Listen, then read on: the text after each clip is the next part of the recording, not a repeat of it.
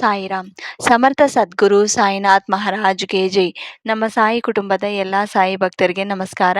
ಸಾಯಿ ಆಶೀರ್ವಾದ ಸದಾ ನಿಮ್ಮ ಮೇಲೆ ಇರಲಿ ಅಂತ ಬಾಬಾಗೆ ಬೇಡ್ಕೊಂತ ಇವತ್ತಿನ ವಿಡಿಯೋ ಶುರು ಮಾಡ್ತಾ ಇದ್ದೀನಿ. ಇವತ್ತಿನ ವಿಡಿಯೋದಲ್ಲಿ ಸಾಯಿ ಏನು ಹೇಳ್ತಾ ಇದ್ದಾರೆ ಅಂದರೆ, ಮಗು, ಒಮ್ಮೆ ಇಲ್ಲಿರುವ ಗೋಮಾತೆಯನ್ನು ಮುಟ್ಟಿ, ಈ ಕ್ಷಣ ನಿನ್ನ ಬೇಡಿಕೆ ಈಡೇರುತ್ತೆ, ಅದೃಷ್ಟ ಆರಂಭವಾಗುತ್ತದೆ ಅಂತ ಸಾಯಿ ನಮಗೋಸ್ಕರ ಒಳ್ಳೆಯ ಸಂದೇಶವನ್ನು ತಂದಿದ್ದಾರೆ.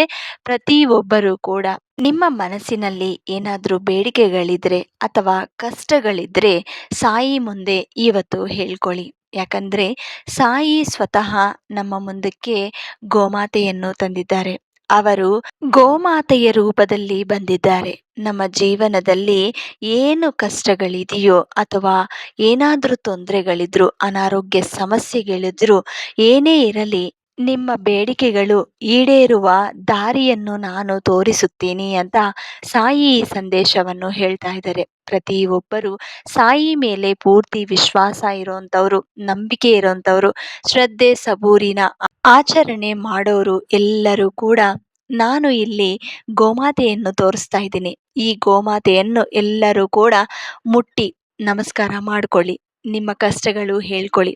ಆಮೇಲೆ ಸಾಯಿ ಎಂತ ಸಂದೇಶವನ್ನು ಹೇಳ್ತಾ ಇದ್ದಾರೋ ಈಗ ಕೇಳಿ. ಮಗು, ನನ್ನ ಮೇಲೆ ನಂಬಿಕೆ ಇಟ್ಕೊಂಡು ಇವತ್ತು ಈ ಗೋಮಾತೆಯನ್ನು ಮುಟ್ಕೊಂಡಿದೀಯ. ಆದರೆ ನಿನ್ನ ಕಷ್ಟಗಳು ಯಾಕೆ ಈಡೇರುತ್ತಿಲ್ಲ? ಯಾಕೆ ಈ ತರ ನೋವನ್ನು ಅನುಭವಿಸ್ತಾ ಇದೀಯಾ? ಇವತ್ತು ನಿನ್ನ ಕಷ್ಟಗಳಿಗೆ ಯಾರು ಕಾರಣ? ಇದೆಲ್ಲ ಕೂಡ ಅರ್ಥ ಮಾಡ್ಕೊ. ಮೊದಲು ನಿನ್ನ ಆರೋಗ್ಯ ಬಗ್ಗೆ ಯೋಚನೆ ಮಾಡಿ. ನಿನ್ನ ಆರೋಗ್ಯ ಚೆನ್ನಾಗಿದ್ರೆ ನಿನ್ನ ಮಕ್ಕಳು, ನಿಮ್ಮ ಕುಟುಂಬಿಕರು ಎಲ್ಲರೂ ಕೂಡ ಚೆನ್ನಾಗಿರ್ತಾರೆ. ಆದರೆ ನೀನು ನಿನ್ನ ಕಷ್ಟಗಳ ಬಗ್ಗೆ ತುಂಬ ಯೋಚನೆ ಮಾಡ್ತಾ ಇದೀಯ.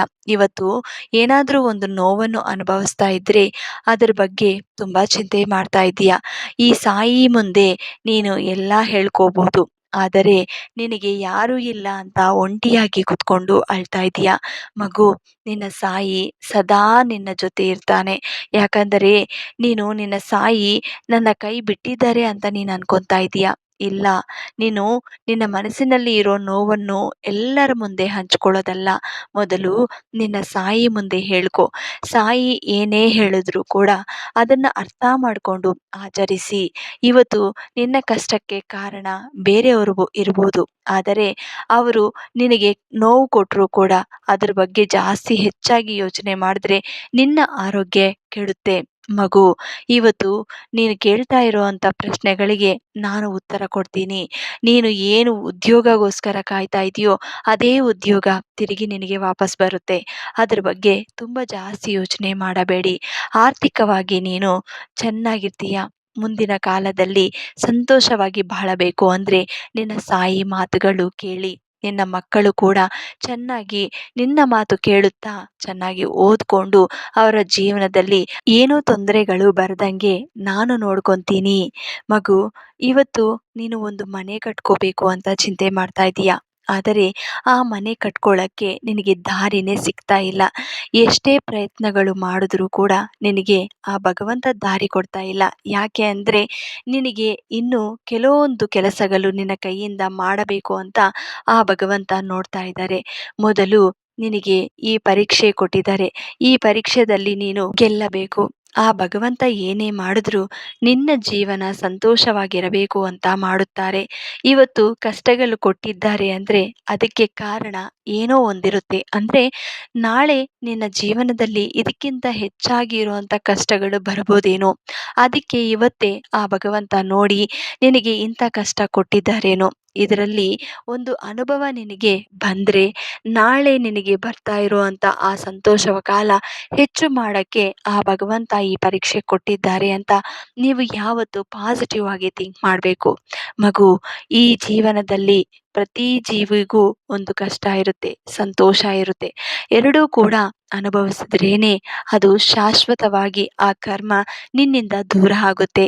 ಕರ್ಮಗಳು ಯಾವತ್ತೂ ಒಳ್ಳೆಯದಾಗಿರಬೇಕು. ಒಳ್ಳೆಯ ಕರ್ಮಗಳು ಮಾಡಿದ್ರೆ ನಿನಗೆ ಅದು ಸುತ್ತು ತಿರುಗಿ ತಿರುಗಿ ನಿನ್ನ ಮುಂದಕ್ಕೆ ಬರುತ್ತೆ. ಒಳ್ಳೆಯ ಕರ್ಮಗಳು ಯಾವತ್ತೂ ನಿನಗೆ ಒಳ್ಳೆಯದೇ ಮಾಡುತ್ತೆ. ಅದೇ ನೀನು ಕೆಟ್ಟ ಕರ್ಮಗಳು ಮಾಡಿದ್ರೆ ತಪ್ಪದೇ ಅದಕ್ಕಿಂತ ಹೆಚ್ಚಾಗಿ ನೀನು ಅನುಭವಿಸಬೇಕು. ಎಲ್ಲ ಕೂಡ ಧರ್ಮವಾಗಿ ನಡ್ಸ್ಕೋಬೇಕು ಮಗು. ಅದಕ್ಕೆ ನಾನು ಹೇಳೋದು, ಯಾವತ್ತಾದರೂ ಯಾರಾದರೂ ಕಷ್ಟದಲ್ಲಿ ಬಂದರು ಅಥವಾ ಯಾವುದೇ ಜೀವಿ ಆಹಾರಗೋಸ್ಕರ ಒದ್ದಾಡ್ತಾ ಇದ್ರೂ ಕೂಡ ನೀನು ಅದಕ್ಕೆ ತಕ್ಕಂಗೆ ಸ್ಪಂದನೆ ಮಾಡಬೇಕು. ಅಂದರೆ ಯಾವುದಾದ್ರೂ ನಿನ್ನ ಮುಂದಕ್ಕೆ ಬಂದು ಆಹಾರಗೋಸ್ಕರ ಕಾಯ್ತಾ ಇದ್ರೆ, ಅಂದರೆ ಹಸಿವು ಅಂತ ನಿನ್ನ ಮುಂದಕ್ಕೆ ಬರುವಂಥ ಎಂಥದೇ ಜೀವಿ ಆಗಿರ್ಬೋದು, ಅದಕ್ಕೆ ನೀನು ಆಹಾರ ಕೊಡುವಂಥ ಗುಣ ಇರಬೇಕು ಮಗು. ಇವತ್ತು ನಿನಗೆ ಹೊಟ್ಟೆ ತುಂಬ ಊಟ ಸಿಗ್ತಾ ಇದೆ ಅಂದರೆ ಅದು ನೀನು ಮಾಡಿಕೊಂಡಿರುವಂಥ ಪುಣ್ಯ. ಅದಕ್ಕೆ ನೀನು ಯಾವತ್ತು ಒಳ್ಳೆಯ ಪುಣ್ಯಗಳು ಮಾಡ್ತಾ ಇದ್ರೆ ಮುಂದಿನ ಕಾಲದಲ್ಲಿ ಕೂಡ ನಿನ್ನ ಮಕ್ಕಳು ಚೆನ್ನಾಗಿರ್ತಾರೆ, ನೀವು ಚೆನ್ನಾಗಿರ್ತೀರ. ಸಂತೋಷವಾಗಿ ಇರೋ ಥರ ಆ ಭಗವಂತನ ಕೃಪೆ ಯಾವತ್ತು ನಿಮ್ಮ ಮೇಲೆ ಇರುತ್ತೆ ಮಗು. ನಮ್ಮ ಜೀವನದಲ್ಲಿ ನಮ್ಮ ಸುತ್ತೂ ಇರುವಂಥದ್ದು ಅಥವಾ ನಮ್ಮ ಹತ್ರ ಇರುವಂಥದ್ದು ಏನು ಶಾಶ್ವತವಲ್ಲ. ಯಾವತ್ತು ಅದು ನಮ್ಮ ಜೊತೆನೇ ಇರುತ್ತೆ ಅಂತ ನೀವು ಯೋಚನೆ ಮಾಡಬಾರದು. ಯಾವುದರ ಮೇಲೇನು ಹೆಚ್ಚಾಗಿ ಪ್ರೀತಿ ಇಟ್ಕೋಬಾರದು. ಇವತ್ತು ನಮ್ಮ ಕೈಯಲ್ಲಿ ಇರುವಂಥ ದುಡ್ಡು ಅಥವಾ ಇನ್ನೇನಾದ್ರೂ ವಸ್ತುಗಳು ಅಥವಾ ಏನಾದ್ರೂ ವ್ಯಕ್ತಿಗಳು ನಮ್ಮ ಜೊತೆ ನಮ್ಮ ಲೈಫಲ್ಲಿ ಇರುವಂಥವರು ಇದ್ರೂ ಕೂಡ ಇವತ್ತು ಇರ್ಬೋದು, ನಾಳೆ ಇರೋದಿಲ್ಲ. ಏನೂ ಶಾಶ್ವತವಲ್ಲ. ಅದಕ್ಕೆ ಹೆಚ್ಚಾಗಿ ಯಾವುದ್ರ ಬಗ್ಗೆ ಚಿಂತೆ ಮಾಡೋದು ಅಥವಾ ಪ್ರೀತಿ ಇಟ್ಕೊಳ್ಳೋದು ಇದೆಲ್ಲ ಕೂಡ ನಾವು ಮಾಡಬಾರದು.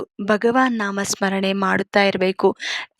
ದೇವರನ್ನು ನೀವು ಪ್ರತಿದಿನ ಆರಾಧನೆ ಮಾಡುತ್ತೀರೋ, ಸದ್ಗುರು ಆರಾಧನೆ ಕೂಡ ನೀವು ಪ್ರತಿದಿನ ಮಾಡಬೇಕು. ಗುರುವುಗಳ ಆಶೀರ್ವಾದ ಖಂಡಿತ ನಿಮ್ಮ ಜೀವನ ಸಂತೋಷವಾಗಿ ಇರುತ್ತೆ. ಅವರ ಆಶೀರ್ವಾದ ಸಿಕ್ಕಿರೋರು ಯಾವತ್ತೂ ಕಷ್ಟದಲ್ಲಿ ಇರೋದಿಲ್ಲ. ಅವರಿಗೆ ಆ ಭಗವಾನ್ ಕೃಪೆ ಇರುತ್ತೆ. ಆಮೇಲೆ ಗುರು ಆರಾಧನೆ ಮಾಡೋರಿಗೆ ಗುರು ಕೃಪೆ ಕೂಡ ಇರುತ್ತೆ. ಮತ್ತೆ ಇವತ್ತು ಸಾಯಿ ನಮಗೆ ಒಳ್ಳೆಯ ಸಂದೇಶವನ್ನು ಕೊಟ್ಟಿದ್ದಾರೆ. ಈ ಸಂದೇಶವನ್ನು ನಮ್ಮ ಸಾಯಿ ಫ್ಯಾಮಿಲೀಸ್ಗೆಲ್ಲರಿಗೂ ಹಂಚಿ ಮತ್ತೆ ಇನ್ನೊಂದು ವಿಡಿಯೋದಲ್ಲಿ ಭೇಟಿ ಆಗ್ತೀನಿ. ಅಲ್ಲಿವರೆಗೂ ನಮಸ್ಕಾರ. ಸರ್ವೇ ಜನ ಸುಖಿನೋ ಭವಂತು. ಜೈ ಸಾಯಿರಾಮ್.